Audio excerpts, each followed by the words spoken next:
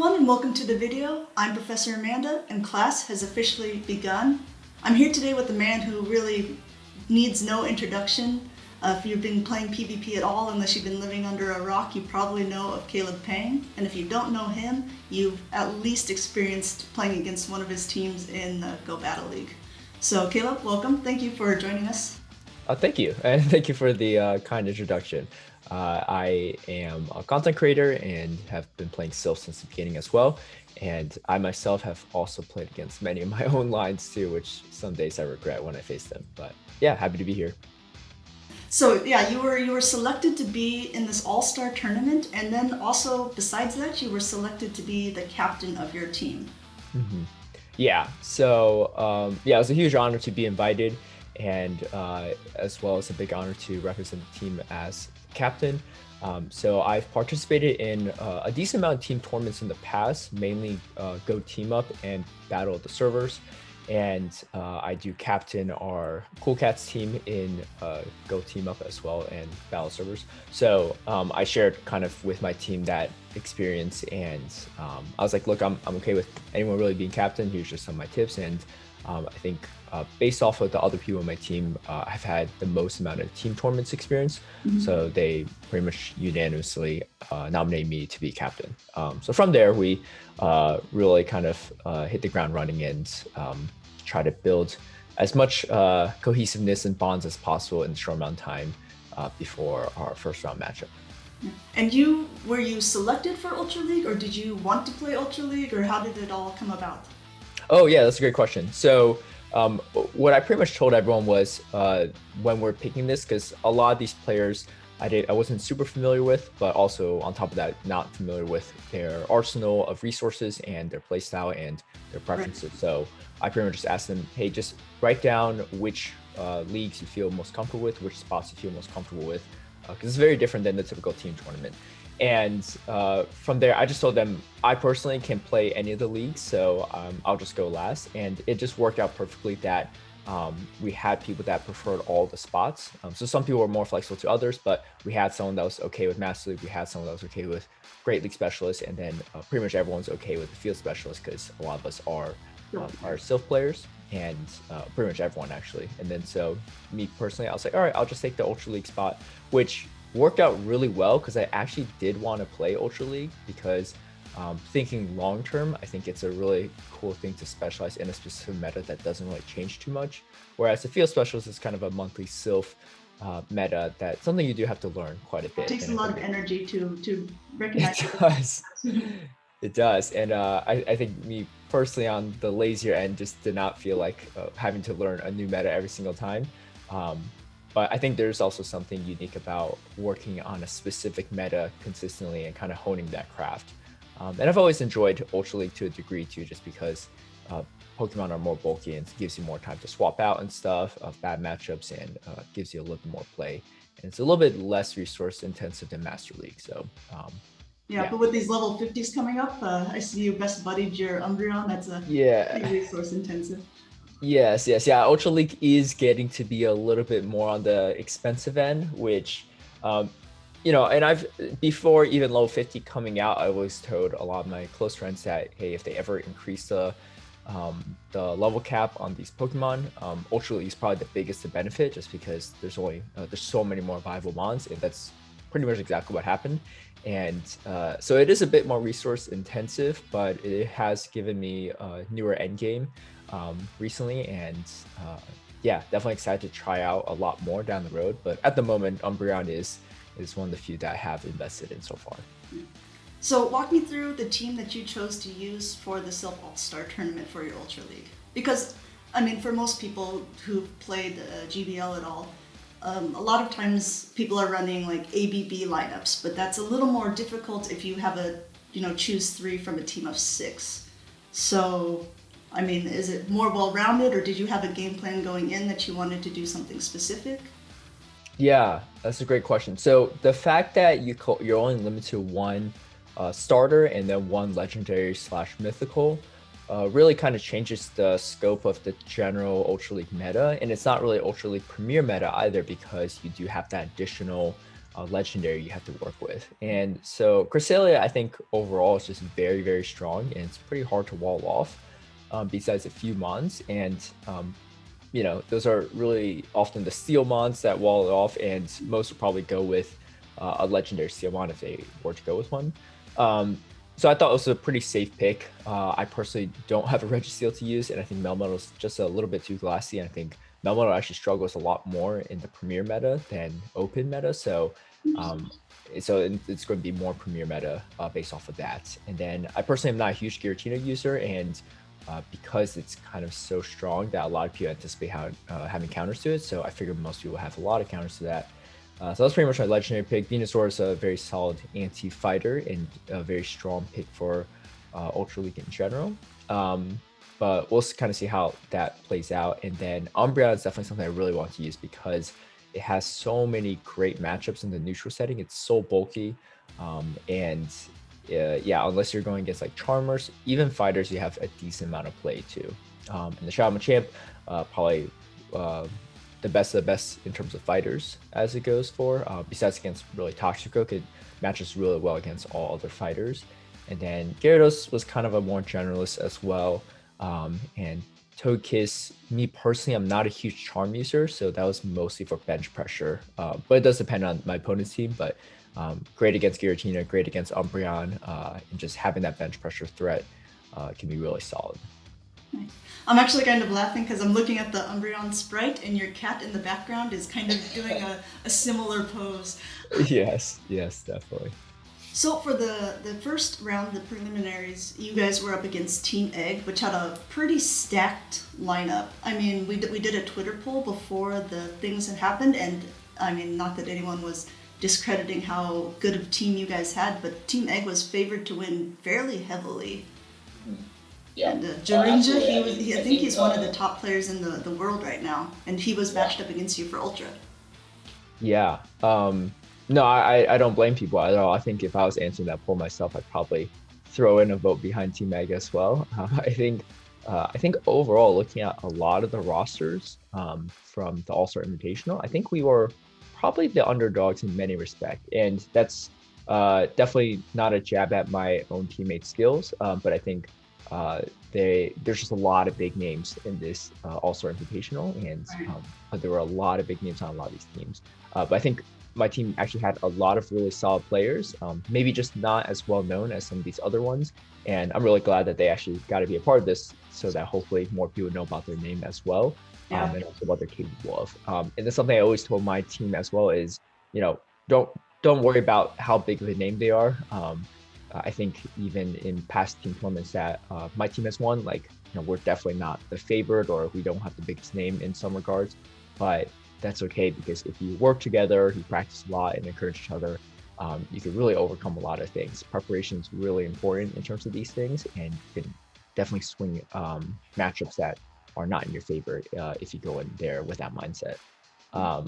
So yeah, so that's I personally was not too familiar with my own opponent, but I did know a lot of their teammates, and I'm kind of glad I didn't know Jarinja so well, because I think if I knew more so, I might have been a little more intimidated based on his repertoire. So, but yeah, so that's kind of the mindset we all went into for the round one tournament. So when you look at his team of 6, was there anything that really stood out to you that you were planning for your strategy? Yes, so pretty much the biggest thing I noticed is that he was very weak to Shadow Machamp.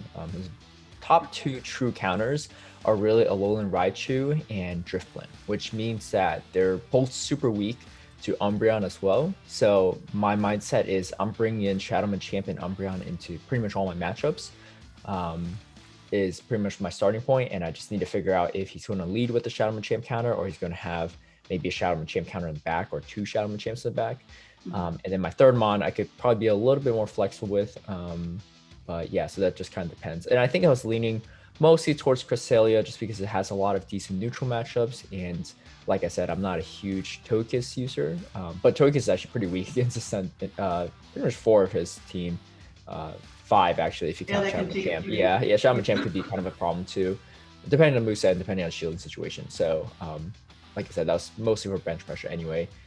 He has a lot of anti-flyers. So Gyarados is kind of rough to play, and even Venusaur is kind of tough to play. So I was pretty much stuck with 3 mons that I felt comfortable with. So I knew it was going to be a tough matchup because even though Machamp had so many great matchups, my options of building around Machamp were kind of limited as well. So he did have the upper hand in that regard too. But yeah, I was like, all right, let's bring Shadow Machamp into every match and see how we do there. And that was kind of my game plan. Well, let's see how you do here. Alright, so you lead it, and you do get the worst lead possible for the Shadow Machamp. Yeah. It's not the Ender World, but it definitely isn't great. And I'm running a Rock Slide over Payback, but I think both kind of have some play if I'm able to land those moves.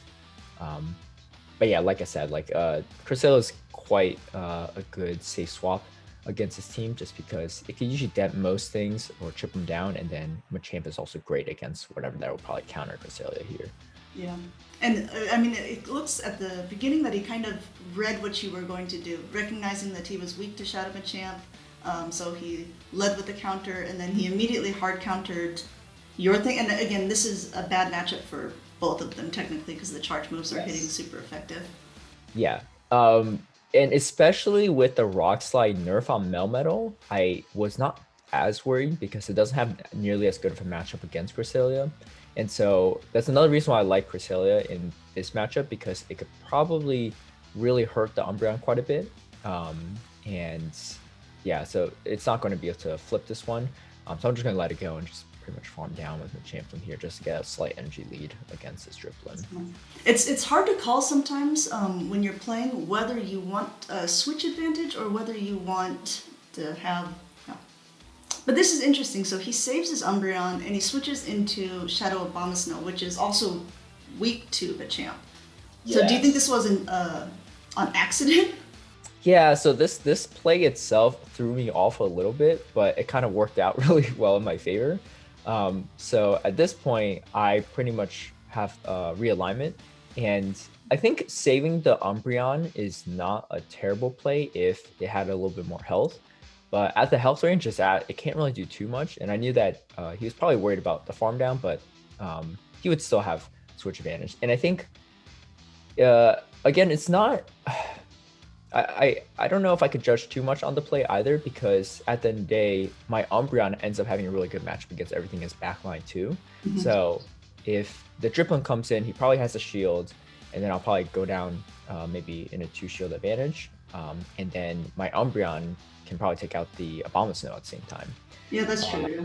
Yeah, so I guess the only play there is if the Dripplin is able to debuff my Umbreon enough so that the Abomasnow cannot beat my Umbreon. But yeah, so like I mentioned, my Umbreon has really great matchups against his entire team too. I think, I don't know, Swampert and Melmetal might be the 2 worst matchups, so even then they're not terrible matchups. He doesn't really have a hard counter for Umbreon either. And so from there, my original plan of Machamp and Umbreon just ended up working pretty much as I expected. Yeah, I think this match, I would feel fairly comfortable if I was you. The minute that the Abomasnow came in, because then you saw all 3 and you realize, okay, my back line can completely take this. Yep, exactly. So yeah, from here there's really not too much play, but it just goes straight foul play. But as you can see, these Icy Winds are not doing nearly enough. My Umbreon is not maxed to level 51 at the moment of this gameplay. I think it's at 50. Okay. You would include the best buddy, but you know, even low 50 Umbreon is quite tanky. Yeah, it's a tanky beast. My favorite thing about the Umbreon is when it takes a charge move, its little paw goes up. Wait for it. Yeah. So yeah, you just fast move them down. Okay. So yeah.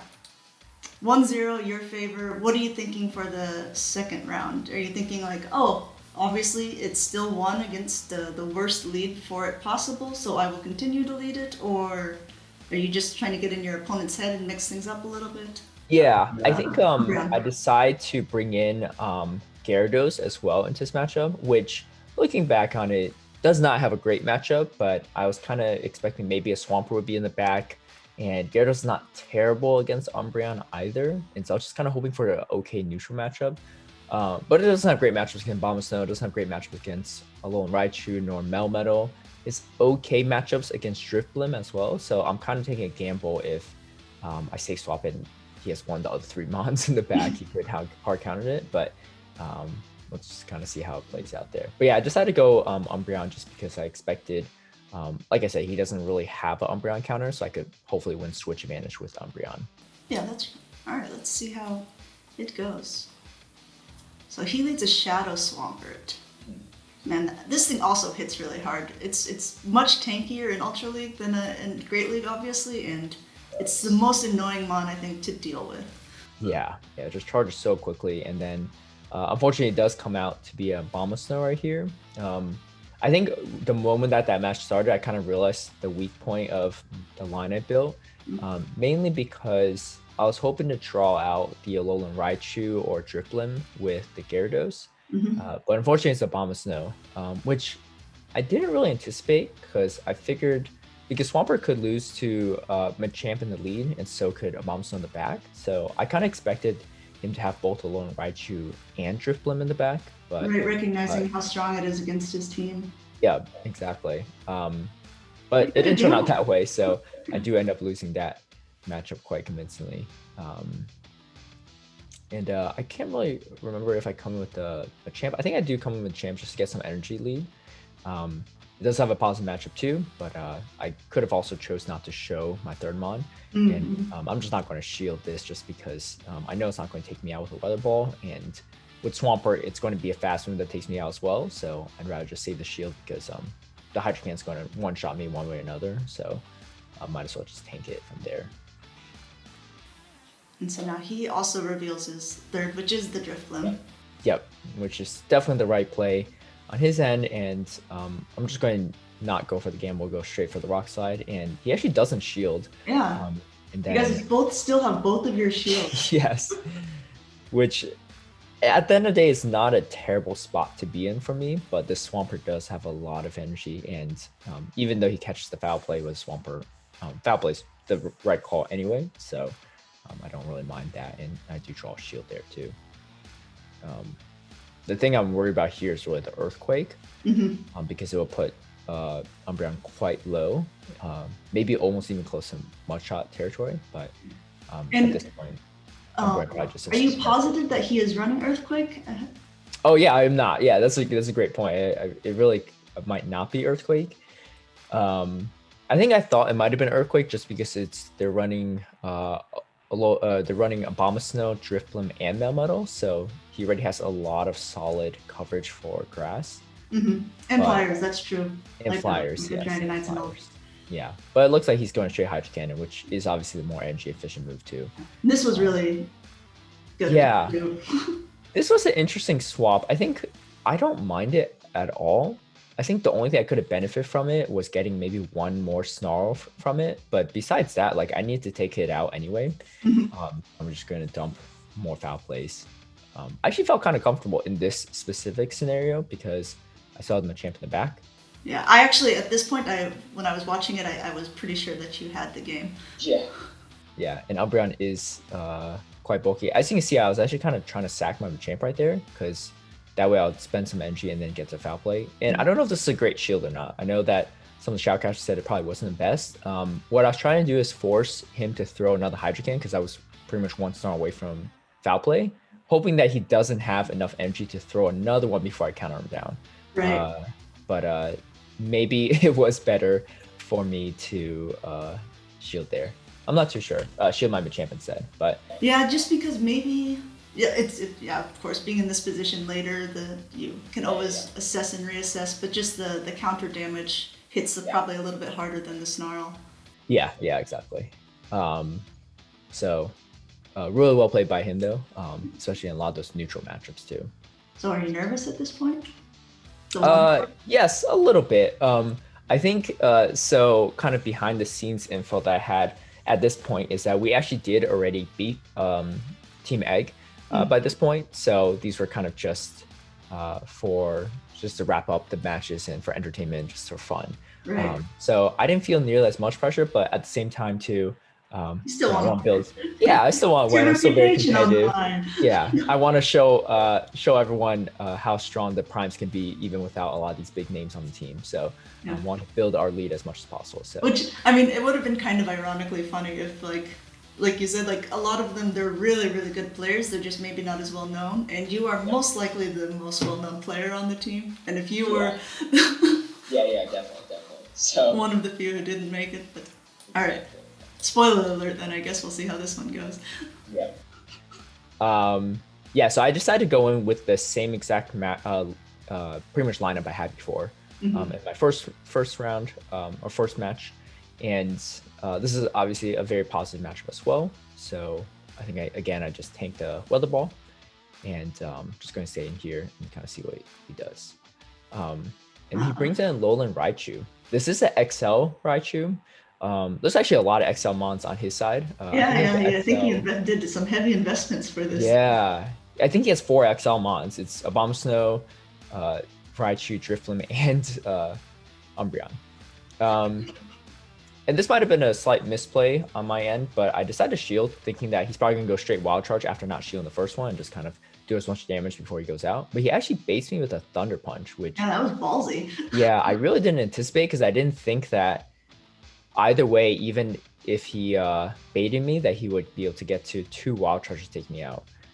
But then he starts to shield, and that's what really threw me off. So I guess he's going for a move right here. And I've actually never experienced this matchup before, because you don't really see any XL Raichus in general, but also... Well, thanks for taking it for us for science. Yeah. See how much it... Yes. And at this point, I'm like, I don't want to go down shields, especially with Machamp, so I decided to just let this Wild Charge go. And but also recognizing that it's running 2 electric moves, it doesn't have as much against the Machamp, or it's not at least as threatening anymore. Yeah. And then it spent all its energy too. So I have energy still remaining. I'm expecting maybe the Drifloon to come in, which wouldn't be great, but it ends up being a Swampert, which is pretty nice because, again, Machamp is still pretty solid here, and my Cresselia is very bulky and can handle it. I'm not running Grass Knot on it, but he also does not know that at the moment. Right. At this point, I know that I could force out the second shield, which is going to be really nice. If you are playing actual GBL Ultra League, do you run Grass Knot on a Cresselia, or do you prefer to have the Future Sight and Moonblast? Yeah, so I actually don't have one. That's the main reason. I never found a Cresselia with a pretty high stat product, so the one I'm running right now is a 15-15-15, so it's not great for IVs. Right. I personally just don't really run Cresselia much in GBL and in general. I think I made one team with it back when it first dropped with Moonblast, so I personally haven't found the time to invest in it to want to spend the Elite TM. Yeah, these weather balls are like doing nothing.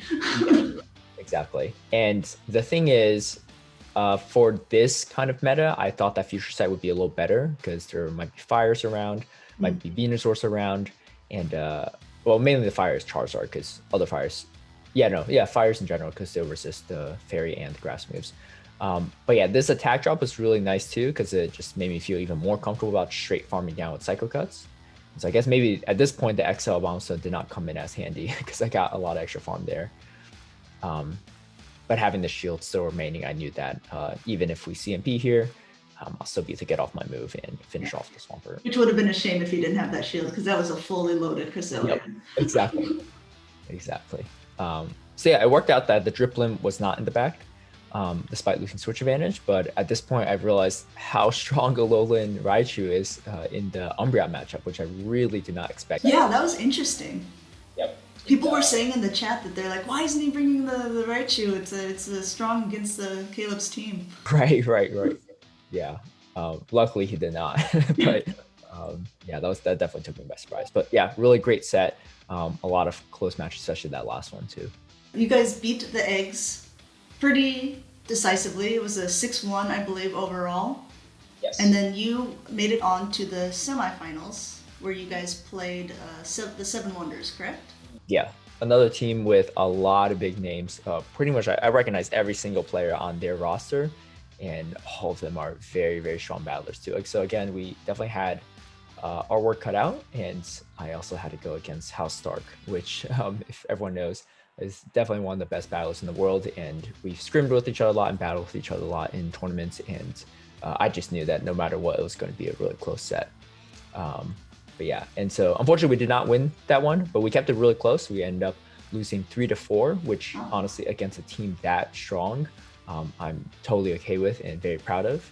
I personally did not win either, so I'm definitely a little bit partly responsible for our unfortunate early exit. Yeah, but I saw the matches. It was close like this too. You won one and he won one, and it was a deciding final matchup. It was a side final match, and maybe I should have brought Togekiss. I did end up dropping it, and he had an Umbreon that just completely made my matchups very difficult because there just wasn't really any counters to Umbreon on my team besides Machamp, and I don't think I brought it in any of the matches against him. So, but yeah, it was a really great set overall and a great matchup against the entire team.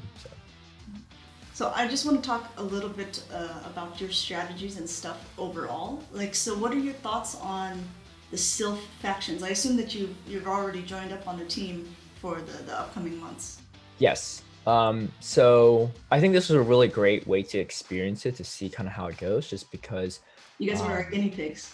Yeah, exactly. And I think everyone on my team for Silph factions wasn't able to participate, or were not invited, except for Lyndon.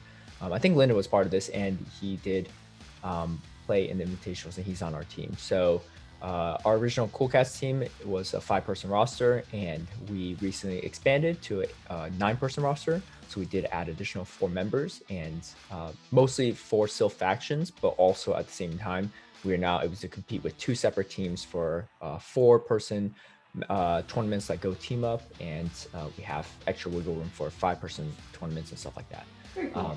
So we kind of recruited people in mind, knowing that we'll have multiple players that can play in the Ultra League and Master League spots, because I think everyone feels comfortable playing the Great League spots. Everyone on our team is a previous Silph player as well, so that helps a lot. And what position will you be playing on your team's faction? Yeah, so we haven't talked too much about it yet, just because at the moment we're prepping for Go Team Up, and because Silph faction hasn't been announced for the public to join yet. I personally would love to stay in Ultra League, but we will see, because I've already invested in all these bonds. Yeah, exactly. I already did. Great League, I think a lot of people are really great in already too, and are comfortable with. So I think that's fine. We did recruit a fairly big name in GBL. His name's Auburn, which probably people have seen him on the top of the leaderboard. So great, go Bad League a lot. He is actually a local of mine. I've known for a few years actually, so he lives like maybe 5 minutes away from me, and he's a really great battler, and I think he does excel quite a bit in Ultra League. So I think it'll be me and him fighting for that spot. So we'll have to have I'll have to have a conversation with him and see what he's comfortable with. He's a really nice guy, so I'm sure he would play the field specials or Great League spots or Master League spots as well.